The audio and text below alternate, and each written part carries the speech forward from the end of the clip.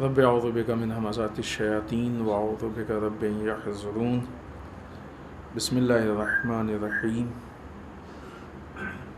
الحمد للہ الذی ہدانا لہذا وما كنا لنہتدی لولا ان ہدانا اللہ لقد جاءت رسل ربنا بالحق والصلاة والسلام علی سید اسلم ما فی الوجود سر اللہ کل موجود نقطۃ دائرۃ الوجود صاحب لواء الحمد والمقام المحمود سید عن المجدد والمصطفى الامجد وابی القاسم محمد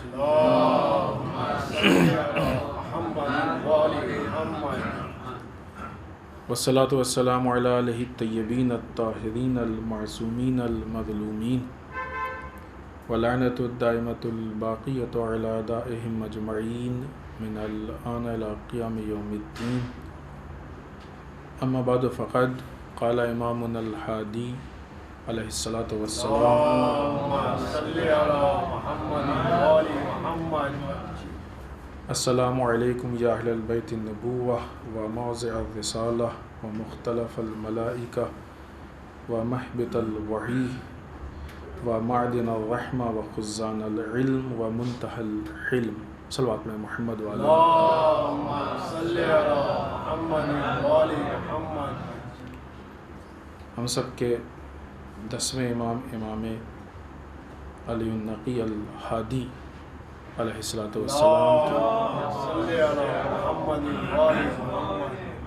شب شہادت کے سلسلے میں آپ سب کی خدمت میں تسلیت اور تعزیت عرض کرتے ہیں۔ ہم سب کی طرف سے تمام علماء، مراجع، ولی فقیہ بالخصوص وقت کے امام کی خدمت میں تسلیت اور تعزیت عرض کرتے ہیں۔ اللہم صلی علی محمد وآل محمد۔ امام کی ولادت سے متعلق ایک روایت 5 رجب المرجب ہے اور ایک روایت میں 15 ذی الحج۔ شہادت کی بھی ایک روایت 3 رجب کی ہے، ایک جو آنے والی شب ہے 26 جمادی ثانیہ، اور ایک روایت 25 جمادی ثانیہ جو آج کا گزرا ہوا دن۔ آپ کے والد امام محمد تقی علیہ السلام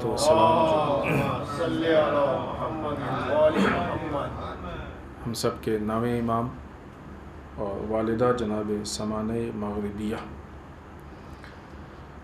آپ کے القاب میں جو مشہور ہے وہ نجیب، مرتضیٰ، عالم، فقی، ناصح، امین، مؤتمن، طیب، بالخصوص جو بہت زیادہ مشہور ہے وہ نقی یا ہادی۔ سن 220 ہجری میں آپ کی امامت کا آغاز ہوا، یعنی تقریباً 6 یا 8 سال کی عمر میں منصب امامت پہ آپ فائز ہو گئے۔ امام نے جن حالات اور جن زمانے میں زندگی گزاری ہے اس میں اخلاقی اعتبار سے، عقائد کے اعتبار سے، سیاسی اعتبار سے، اعمال کے اعتبار سے لوگوں کی بہت زیادہ ہدایت اور رہنمائی کی کوشش کی ہے، کیونکہ وہ حالات میں کچھ چیزیں تو بیسک ہیں کہ جو ہر وقت اور ہر اس میں بیان کرنے کی ضرورت ہے، لیکن کچھ چیزیں وہ حالات کے اعتبار سے زیادہ ہو جاتی ہیں یا اہم ہو جاتی ہیں۔ مثلاً امام کے زمانے میں عقائد کو لے کے بہت زیادہ حملات کیے گئے۔ بہت سارے مسائل ہیں کہ جو آج ہماری قوم میں وہ افراد کی جو اہل مطالعہ ہیں وہ پڑھتے رہتے ہیں، ان کے لیے بہت آسان۔ ایک چیپٹر ہے پورا ہمارے یہاں جبر و تفویض کا، انسان مجبور ہے یا مختار ہے، یہ پورا ایک چیپٹر ہے۔ یہاں پہ جب گفتگو ہوئی تھی عقائد کی تو تفصیل سے ذکر کیا تھا، لیکن بات آئی تو صرف ہم عرض کر دیں۔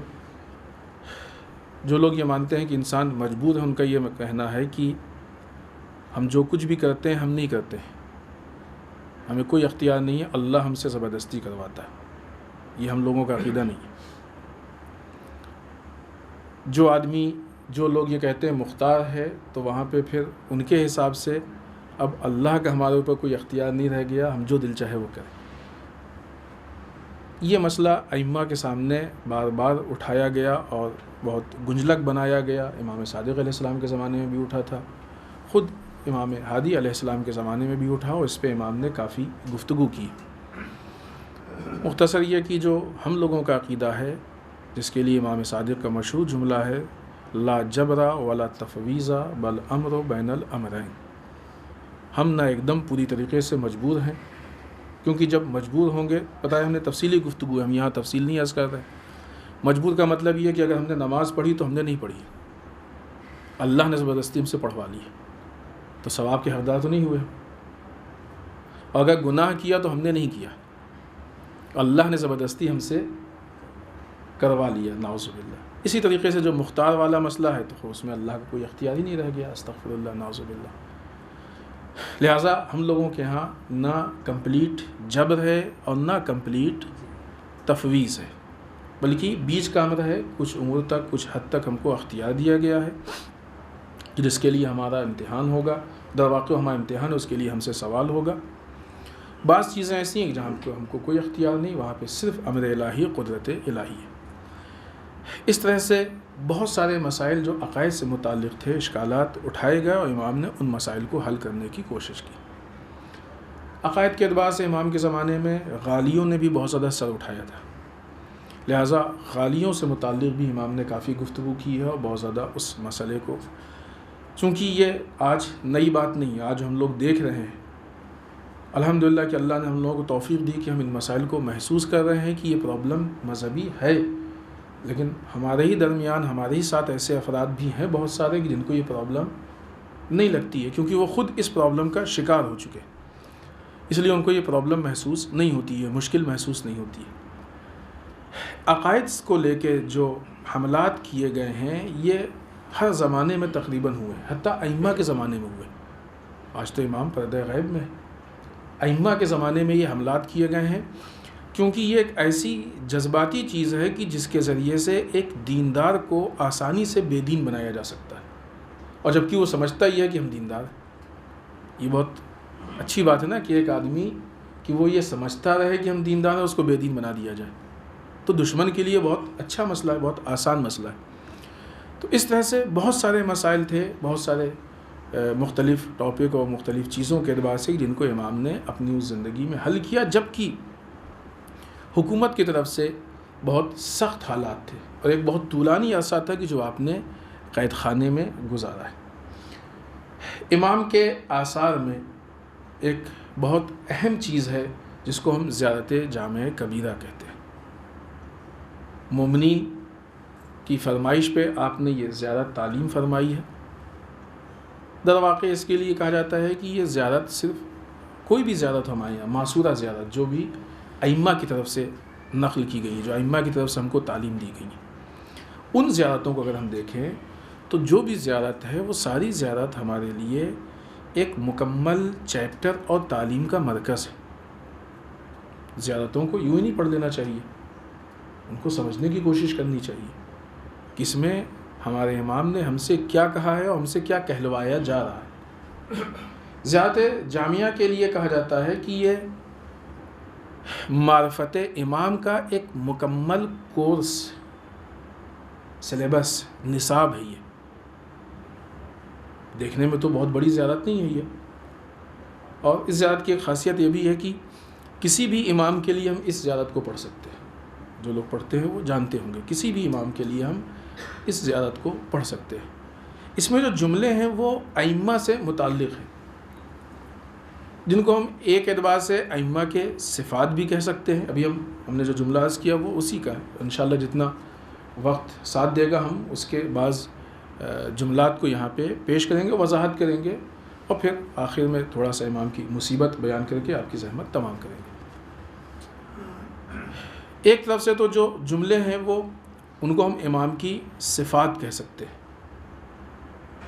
خزان العلم یا فلاں جو بھی جملے ہیں ابھی ہم آئیں گے، یہ امام کی صفت ہے۔ لیکن نہ یہ کہ صرف صفت ہے، اہم ترین چیز یہ کہ وہ امام کا عہدہ ہے۔ عہدہ کسے کہتے ہیں؟ خود امامت ایک عہدہ ہے، لیکن اب یہ امامت جو عہدہ ہے اس عہدے میں کتنی وسعت پائی جاتی ہے، کیا کیا چیزیں ہیں، وہ باتیں یہ روایات یا زیارتیں یا بہت سی جگہوں پہ آیتیں وہ ہم کو بتاتی ہیں کہ اس عہدے کے تقاضے کیا ہیں، خود عہدے کا تقاضا کیا ہوتا ہے، یہ چیز بھی ہمارے لیے، کیونکہ ہم لوگ بہت آسانی سے کہتے ہیں کہ ہم 12 اماموں کے ماننے والے ہیں، خب یہ امام کا عہدہ ہمارے متعلق ہے نا. دو طرف ہو گئے، ایک تو وہ کہ جو صاحب عہدہ ہے اور ایک وہ کہ جس کے لیے وہ عہدہ ہے. تو صاحب عہدہ کی بھی کچھ ذمہ داری ہمارے متعلق ہے اور ہماری ذمہ داری اس سے متعلق ہے. فلاں صاحب آپ کے شہر کے ڈی ایم بن کے آئے، یہ عہدہ ہے. تو اب ڈی ایم کی ہمارے شہر سے متعلق کچھ تو ذمہ داریاں ہیں، دوسری طرف سے شہر کی عوام کی بھی کچھ ذمہ داریاں ہیں کہ جو اس سے متعلق وہ پوری کرے. اگر عوام ان ذمہ داریوں کو نہ پوری کرے تو یہ ڈی ایم کیا کر سکتا ہے؟ فلاں صاحب منسٹر ہے، فلاں صاحب سی ایم ہے، فلاں صاحب پی ایم ہے، یہ ہیں وہ ہیں، ہوا کرے. اگر عوام اپنے تقاضوں کو نہیں پورا کرے گی تو کام نہیں ہوگا. اور درواقع جو آج ہمارے امام پردہ غیب میں ہے اس کی وجہ یہی ہے کہ ہماری جیسی امت اپنی ذمہ داریوں کو نہیں پورا کر رہی. تو جیسے ہی یہ جملہ ہمارے منہ سے نکلا کہ ہمارے امام، خب دو چیزوں کو اس نے طے کر دیا. امام یعنی عہدہ، اب وہ ہمارے امام لیڈر ہو گئے اور ہم ان کی امت ہو گئے. کچھ ذمہ داری امام کی ہے، تو یقیناً امام اپنی ذمہ داری پوری کر رہے ہیں، اس میں کوئی شک نہیں، معصوم ہے. کچھ ذمہ داری ہماری ہے. امام کہہ کے ہم نکل نہیں سکتے. امام کہہ دیا کرنی اپنی من کی ہے، یہ نہیں. امام آگے چلنے والا ہے، ماموم پیچھے. نماز میں یہ کہتے نہیں، امام و ماموم، جو پڑھاتا ہے اس کو کہتے ہیں امام، جو پڑھتا ہے اسے کہتے ہیں ماموم. آپ نماز میں داخل ہوئے، دیکھا یہاں پہ نماز ہو رہی تھی، امام جو ہے پیش نماز رکوع میں ہے اور ماموم کو دیکھا کہ جو ہے وہ سجدے میں چلا گیا. امام اس طرف منہ کیے، ماموم ادھر منہ کیے ہوئے. ہو سکتا ہے امام الگ جگہ کھڑا ہے، ماموم اس کے آگے کھڑا ہو گیا جا کے. تو جب ان حالات کو دیکھیں گے تو آپ بغیر کچھ کہے ہوئے، بغیر کچھ پوچھے ہوئے یہ آپ کے لیے کلیئر ہو جائے گا کہ یہ انسان اس جماعت میں نہیں شامل ہے، یہ اس امام کے پیچھے نماز نہیں پڑھا. امام کی، انسان کی ایکٹیویٹیز، امت کی حرکت بتاتی ہے کہ وہ امام کے ساتھ ہے کہ نہیں ہے. جب ہم نے یہ کہا کہ ہم 12 اماموں کے ماننے والے ہیں، ہم اثنا عشری ہیں، یہ ہمارے امام ہیں، تو خود عہدہ ہو گیا، ہم ہو گئے ان کے ماموں. اب امام کے ہاں عبادتوں کا طریقہ اور ہو، ہمارا عبادتوں کا طریقہ اور ہو، امام کا زندگی گزارنے کا طریقہ اور ہو، ہمارا زندگی گزارنے کا طریقہ اور ہو. امام کا جو اجتماعی زندگی ہے، پولیٹیکل زندگی ہے، مالی اعتبار سے ہے، سماجی اعتبار سے ہے، بہت ساری چیزیں ہیں جو پہلو، وہ کچھ اور ہو، ہمارا کچھ اور ہو. تو کوئی بھی تیسرا آدمی دیکھ کے یہ طے کر سکتا ہے کہ اگر ہم امام کے راستے پہ چل رہے ہیں تو ٹھیک ان کی امت ہے، لیکن اگر کوئی اور طریقہ ہے تو ہر آدمی کہے گا کہ یہ ان کی امت نہیں ہے. فطری سی چیز ہے، یہ بہت سامنے سی چیز ہے. تو باقی جو ساری تفصیلات ہیں وہ اپنی جگہ پہ ہیں. صرف اتنی گفتگو کر کے کہ ہم امت ہیں اور یہ امام ہیں، اتنی سی بات سے بہت ساری ذمہ داریوں کے دروازے کھل جاتے ہیں، بہت سارے مسائل ہمارے سامنے. خوب یہی چیز اللہ سے متعلق، ہم نے اللہ کو اللہ کہا تو بہت ساری چیزیں اپنے آپ ہمارے اوپر عائد ہو گئیں. رسول اللہ صلی اللہ علیہ وآلہ وسلم کو رسول کہا تو وہ ذمہ داریاں شروع ہو گئی. امام کو امام کہا، قرآن مجید کو اللہ کی کتاب جو ہمارے لیے ہے کہا تو وہ ذمہ داریاں شروع ہو گئی. وہ ہم کو محسوس کرنا چاہیے. زیارت جامعہ کبیرہ کی خاصیت یہ ہے کہ اس نے کافی حد تک ان پوائنٹس کو ہمارے سامنے پیش کرنے کی کوشش کی ہے کہ ہمارے امام کے حقوق یا ذمہ داریاں یا عہدے ہمارے اوپر ہم سے متعلق کیا کیا. بہرحال یہ گفتگو کے اعتبار سے ایک طولانی زیادہ، پڑھنے کے اعتبار سے بہت بڑی نہیں ہے. انشاءاللہ آج امامی سے متعلق شب ہے آپ کے شہادت کی، اور کوشش کیجئے کہ اس کو ترجمے کے ساتھ پڑھیے، چاہے یہاں چاہے گھر جا کے. آج سے ہی یہ کام ہم شروع کریں. تو بعض جملے، کیونکہ اچھا خاصا وقت گزر چکا ہے، ہم مختصر وقت میں بات کرنا چاہتے تھے، تو بعض جملے جہاں تک وقت تقاضا وقت ساتھ دے گا ہم آپ کے سامنے پیش کریں گے۔ السلام علیکم، اب یہ سب معلوم ہے، آپ سب پہ ہمارا سلام ہو۔ کون؟ یا اہل بیت النبوہ و موضع الرسالہ و مختلف الملائکہ و مہبط الوحی، یہ 4 چیزیں، تو یہ 4 چیزیں بہت سی زیارتوں میں یا ائمہ کے کلام میں مختلف عنوان سے کافی کامن ہیں۔ ائمہ کے فضائل سے متعلق یہ 4 جملے بہت سی جگہوں پہ کہے گئے ہیں، حتیٰ سرکار سید الشہداء نے جب انکار بیعت کیا تھا تو وہاں پہ بھی تقریباً یہی لہجہ تھا اور یہی جملے تھے، سب نہیں لیکن کافی، جہاں پہ کہا کہ ہم فلاں ہیں، ہم فلاں ہیں، ہم فلاں ہیں، وہاں پہ کافی جملے ہیں کہ جو یہاں سے السلام علیکم یا اہل البیت النبوہ، یہ اب ہم یہاں سے زیارت کر رہے ہیں کس پہ؟ ان لوگوں پہ کہ جو اہل بیت نبوت ہے۔ تھوڑی سی بس 1-2 جملے۔ اہل بیت نبوت اس سلسلے کو توڑا گیا ہے، اور ایسا نہیں کہ آج یہ سلسلہ جڑ گیا ہے۔ اہل بیت کا نبوت سے جو رابطہ اور رشتہ تھا اس کو توڑا گیا ہے۔ در واقع شام کا جو سب سے بڑا معرکہ تھا وہ یہی تھا کہ لوگوں کو یہ نہیں معلوم تھا کہ اس اسیر قافلے کا رسول سے کوئی رشتہ ہے، جس کو امام سجاد علیہ السلام نے دربار میں کلیئر کیا تھا۔ آج بھی ہم لوگ تو ٹھیک ہے، ہم لوگوں کا مسئلہ یہ ہوتا ہے کہ جو اہل بیت کے چاہنے والے ہیں ان کے سامنے بیٹھ کے ہم یہ باتیں نہیں، جو نہیں جانتے ہیں مسلمانوں کے دوسرے فرقے، اس میں ایک بہت بڑی تعداد ہے، ان کو یہ نہیں معلوم کہ اہل بیت کا رسول سے کیا رشتہ ہے، کیا رابطہ ہے۔ اگر آج بھی ہم اس چیز کو کلیئر کر لے جائیں تو بہت سارے مسائل حل ہو جائیں۔ ائمہ نے اسی لیے اس کو، خاص کر کے ائمہ کے زمانے میں، چونکہ ائمہ تھے، دشمن کو اس بات کا خطرہ تھا، لہٰذا اس کے اوپر بہت زیادہ دشمن کی طرف سے کام ہوا ہے کہ لوگوں کے سامنے یہ جو رابطہ ہے، یہ رشتہ ہے، یہ بہت زیادہ لوگوں کے سامنے نہ آنے پائے، اس کو ہٹانے، چھپانے، کاٹنے، توڑنے، ان سب چیزوں کی کوشش کی۔ تقریباً اسی مفہوم کو دوسرے و موضع الرسالہ، رسالت کی جگہ، وہ جگہ کی جہاں پہ رسالت ہے، البتہ رسالت الگ الگ معنی میں ہے، پیغام رسانی کے معنی میں تو مقام رسالت ہے، یا وہ جگہ کی جہاں پہ رسالتوں کا جو ہے وہ سلسلہ ہے۔ و مختلف الملائکہ، وہ کہ جن کے اوپر ملائکہ جہاں پہ رفت و آمد رکھتے ہیں، آتے جاتے ہیں۔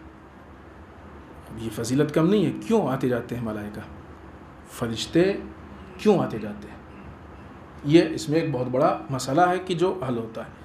و مہبط الوحی، اور وہ کہ جہاں پہ وحی نازل ہوتی ہے۔ ہم پھر عرض کر رہے ہیں کہ ہر جملے میں بہت تفصیلی گفتگو ہے، بہت زیادہ اس میں پھر بعض سوالات ہیں، پھر ان کے جوابات ہیں، کلام عقائد کے اعتبار سے گفتگو ہے، کئی اعتبار سے گفتگو ہے۔ پھر اس کے بعد آگے کے مرحلے میں و معدن الرحمہ، معدن کہتے ہیں کسی چیز کی کان کو، وہاں پہ جہاں پہ جیسے ہوتا ہے کہ سونے کی کان ہے، کیا کہتے ہیں؟ مائن کہتے ہیں۔ چاندی کی کان ہے وہ کہ جہاں سے وہ چیز نکلتی۔ اہل بیت کو کیا کہا گیا؟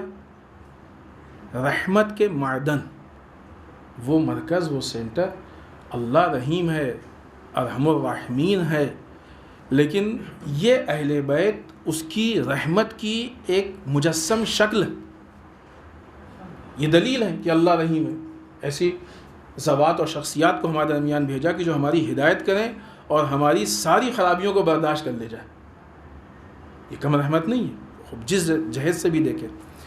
اب اگر ہم ان ائمہ کو مانتے ہیں کہ جو معدن رحمت ہیں، ہماری زندگی کیسی ہونی چاہیے؟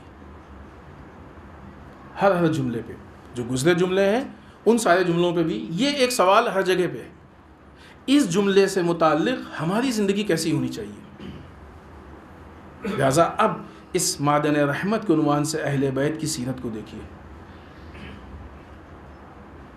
مومنین کے ساتھ کیسے پیش آتے تھے، مخالفین کے ساتھ کیسے پیش آتے تھے، دشمنوں کے ساتھ کیسے پیش آتے، حتیٰ قاتلوں کے ساتھ کیسے پیش آتے تھے۔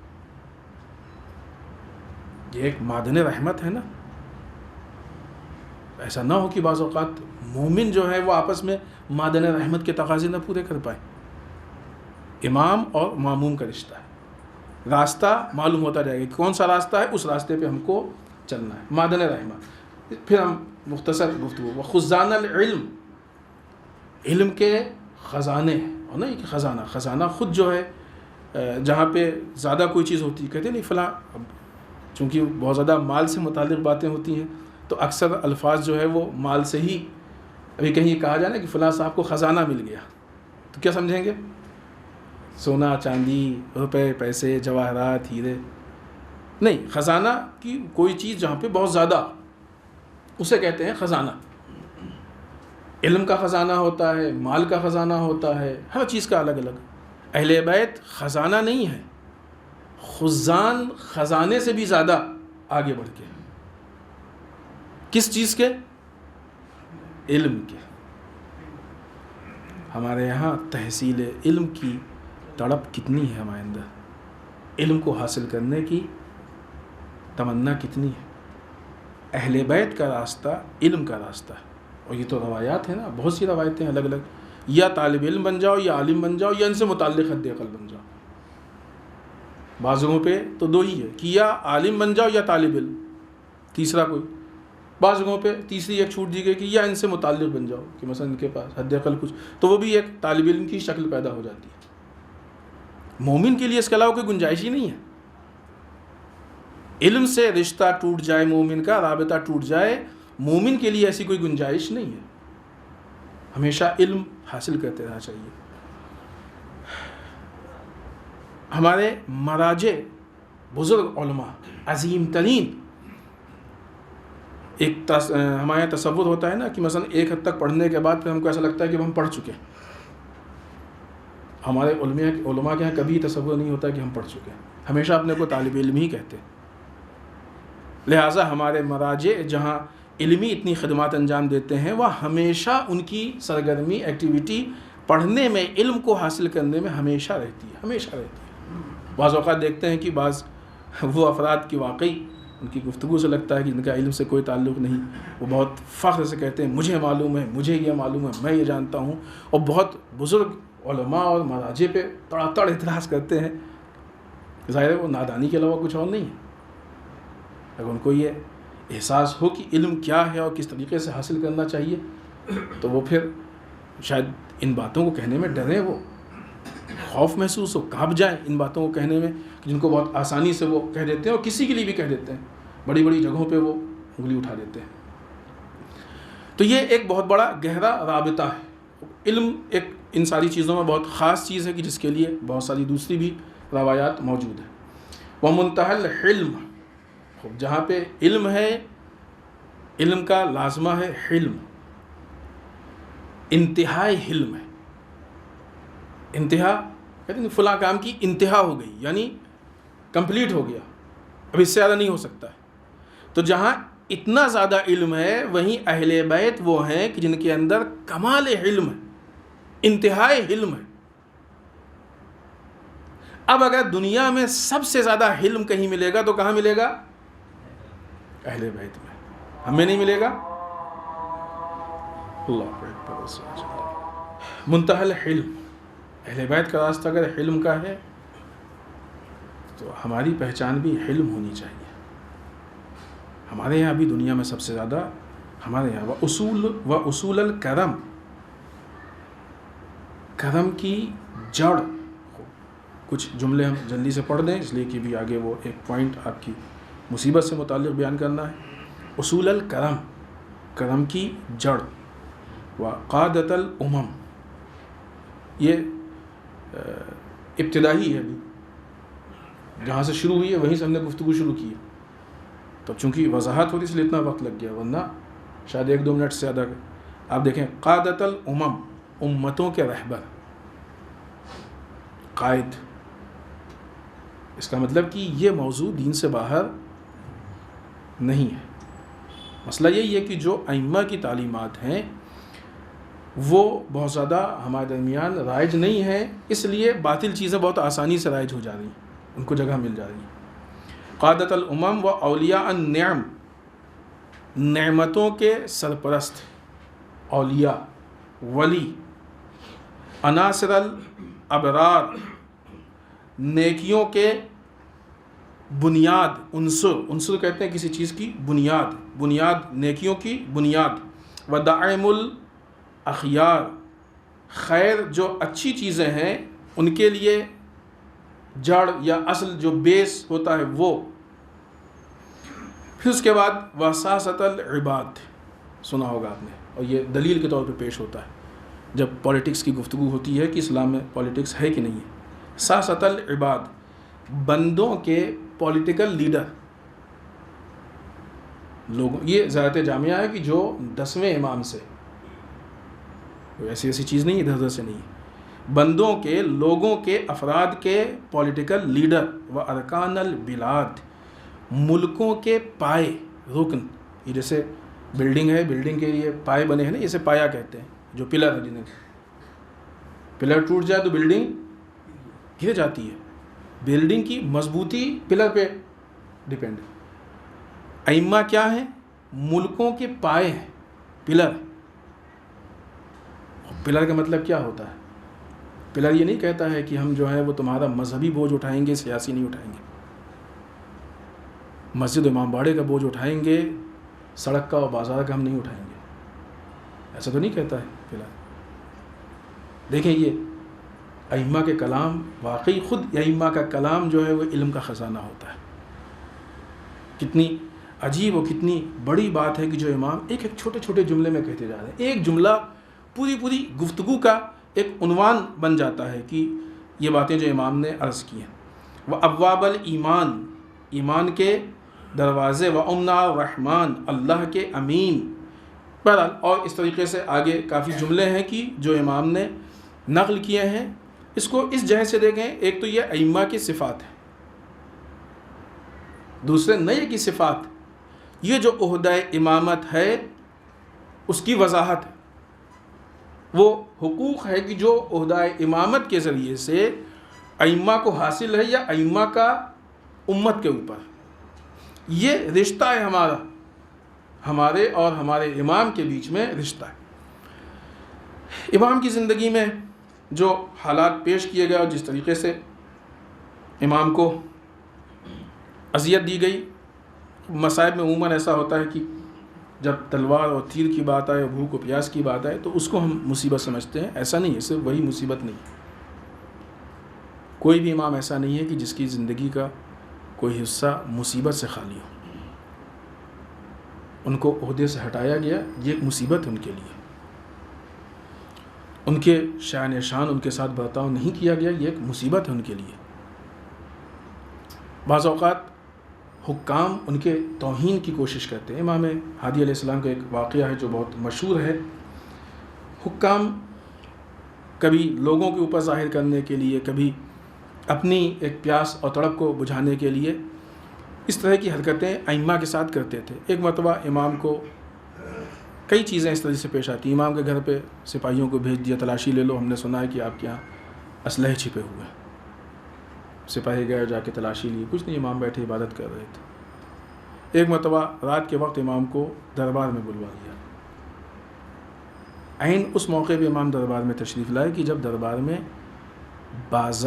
شراب کی مجلس گرم تھی، شراب کی بزم سجی ہوئی تھی. ایسے موقع پہ امام کو بلایا گیا. آپ سوچیں کوئی شریف انسان، کوئی مومن ایسی جگہ پہ جانا پسند کرے گا؟ یہ مصیبت نہیں تو کیا ہے؟ ایسے موقع پہ امام کو بلوایا گیا. امام تشریف لے گئے.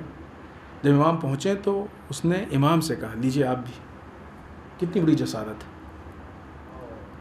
آج کوئی آدمی کسی مومن کو سمجھتا ہے کہ دیندار ہے تو ایسے جملے اس سے کہنے کی ہمت نہیں کرتا. یہ امام کے اوپر مصیبت ہے. ادھر آمدن تھا، یہ ایسا نہیں کہ وہ نہیں جانتا تھا. یہ لیجیے آپ بھی. امام نے کہا نہیں، ہمارے اور ہمارے آبا و اجداد کے خون میں یہ چیز ابھی تک نہیں ملی ہے، ہم کو اس سے دور رکھیں. پھر اس کے بعد اور بھی روایات میں اختلاف ہیں اور بہت سی چیزیں ہیں. کچھ سنائیے، اور کچھ سنائیے میں بھی کئی چیزیں ہیں کہ خود اس میں توہین. اس طریقے سے امام سے پیش آنا، یہ چیزیں امام کے لیے پیش کرنا، آفر کرنا، یہ ظلم کا سلسلہ ہے. شاید ہم لوگوں کو نہ محسوس ہو.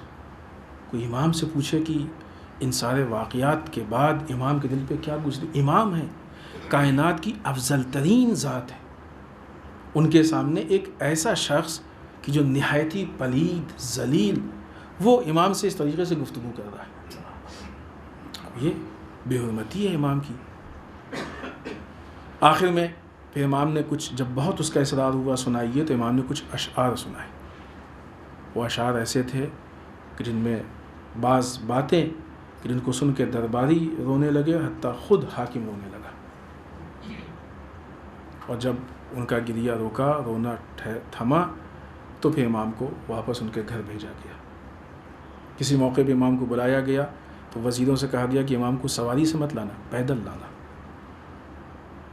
وہ اس طریقے کے انتظامات کرتے تھے کہ جس طریقے سے ایک بغض تھا کہ جو امام سے نکالا جاتا تھا۔ یہ مصیبتیں ہیں کہ جو زندگی کے ہر لمحے میں ائمہ کے ساتھ پیش آتی تھی۔ در واقع ہوتا یہ تھا کہ جب دین کے معاملات میں ایسی چیزوں کو دیکھتے تھے کہ جن کو برداشت نہیں کر پاتے تھے، تو پھر اس طریقے سے کسی نہ کسی اعتبار سے وہ بدلہ نکالتے تھے۔ اور جب یہ دیکھتے تھے کہ اب کسی بھی طریقے سے امام کے اوپر کنٹرول نہیں ہو رہا ہے، تو آخر میں پھر قتل ہوتا تھا۔ اور وہ قتل بھی اس انداز سے ہوتا تھا کہ چھپ کے کرتے تھے، جو اس بات کی دلیل تھی کہ ان کو معلوم تھا وہ کتنے کمزور ہیں۔ لہٰذا امام ہادی کو بھی معتمد عباسی کے ہاتھوں زہر دیا گیا اور زہر دلوا کے امام کو شہید کیا گیا۔ مسئلہ صرف یہ نہیں کہ اتنی آسانی سے زہر دے دیا گیا، امام کو مدینے سے سامرا بلایا گیا تھا اور ایک طولانی عرصے تک امام سامرا میں قید میں تھے۔ یہ قید کی جو صعوبتیں ہیں یہ اپنی جگہ پہ، قید کی مصیبتیں اپنی جگہ پہ، اگر گھر میں رہ رہے ہیں تو وہ مصیبتیں اپنی جگہ پہ، حکومت کی طرف سے ہونے والے اس طرح کے جو حرکتیں تھیں وہ اپنی جگہ پہ، اور ان سب سے جب اس کو ٹھنڈک نہیں ملی، اس کو چین نہیں ملا، تو آخر میں پھر دھوکے سے زہر دلایا گیا، اور زہر دلانے کے بعد امام کو شہید کر دیا گیا۔ جب امام کے شہادت کی خبر لوگوں تک پہنچی تو مومنین کا مجمع جمع ہو گیا۔ اگرچہ 11ویں امام نے پہنچ کے نماز جنازہ پڑھائی، غسل و کفن کا اہتمام کیا، لیکن حاکم نے یہ چاہا کہ وہ بھی نماز پڑھائے، اس لیے کہ مومنین کے سامنے وہ ثابت کرنا چاہتا تھا کہ ہم کو امام سے ایک لگاؤ ہے۔ یہ ایک الگ منافقت ہے، اور یہ بھی ایک الگ طرح کا ظلم ہے کہ جہاں پہ خود قاتل آ کے مقتول کے جنازے پہ نماز پڑھ رہا ہے۔ یہ ایک الگ طرح کا ظلم ہے کہ جو ایک تاریخ اسلام کا الگ اور بے مثال ظلم ہے۔ لیکن عجیب مصیبت ہے کہ کربلا کے قاتل کیسے تھے کہ جنہوں نے مقتول جبکہ نواسہ رسول تھا اس کے جنازے پہ نہ نماز ہونے دی، نہ دفن کا اہتمام کرنے دیا، بلکہ امام کے جنازے پہ گھوڑوں کو دوڑایا گیا، جسم پہ جو لباس تھا اس لباس کو کھینچ لیا گیا، سر کو قلم کیا گیا، اور اسی حال میں جنازوں کو اس ریگزار گرم پہ چھوڑ دیا گیا۔ اہل حرم وہاں سے رخصت ہو کے کوفے اور شام کی طرف چلے گئے۔ ہاں عزیزان محترم، یہ ظلم کے جو سلسلے ہیں ان میں تھوڑا بہت فرق ہے، لیکن کسی امام کی زندگی ایسی نہیں ہے کہ جو مظلومیت سے خالی ہو، کہ جن پہ ظلم نہ کیا گیا ہو۔ اگر کہیں جنازے کو بے گور و کفن چھوڑا گیا ہے تو کہیں پہ خود قاتل آ کے جنازے پہ کھڑا ہو رہا ہے۔ امام کے اوپر کیا گزری ہوگی کہ دنیا کے سامنے تم امام کے اتنے نزدیکی ہونا ثابت کر رہے ہو، جبکہ تم ہی ہوگی جس کی وجہ سے یہ مصیبت ان مومنین کے اوپر آئی ہے۔ ہاں عزیزان محترم، امام اس دنیا سے رخصت ہوئے، امام عسکری علیہ السلام کو رموز امامت دیا، لیکن ہاں امام عسکری علیہ السلام کی نگاہوں کے سامنے اسی امام کے ہی گھر میں آپ کو دفن کیا گیا، امام کی قبر بنا دی گئی۔ لیکن ہائے ہمارے امام سجاد کہ جو اپنے سامنے اپنے بابا کی قبر کو نہیں بنا پائے، بعد میں باعجاز امامت آ کے بابا کو دفن کیا۔ انا للہ و انا الیہ راجعون، رضا بقضائہ و تسلیما بامرہ۔